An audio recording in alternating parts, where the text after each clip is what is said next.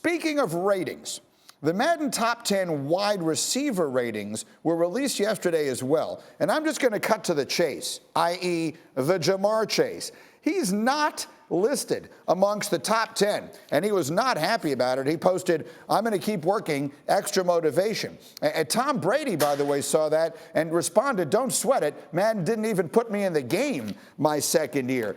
It is worth pointing out that the currency of Madden amongst these players in the NFL is extremely important. So as a football talking topic, Booger, what is your reaction to Jamar Chase not being one of the top 10 receivers in the NFL?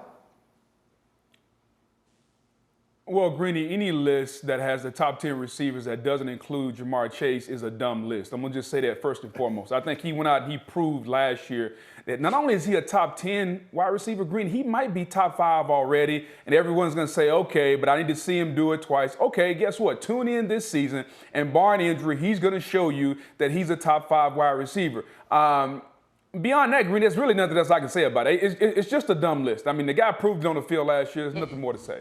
Yeah, what does he need to do? Diana Rossini, what does the young man need to do?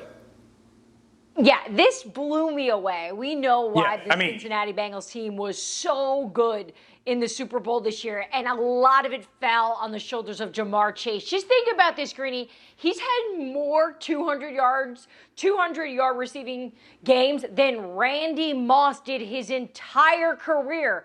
And we're just talking about a rookie season. He was Rookie Offensive Player of the Year. I don't know what else he has to do, but here's my favorite part about this whole thing. I loved his response to it. Kind of like, you know what? I'll just use it as motivation. I would like to see a more motivated Jamar Chase after what we just saw last year. Yeah, right? I mean, that's what the response you want to hear from the kid, right, Dan? Yeah, absolutely. I have no questions about the type of person he is. I think the list is dumb like Booger. I want to put this in context for everybody, okay, to understand how dumb this is in respect to Madden.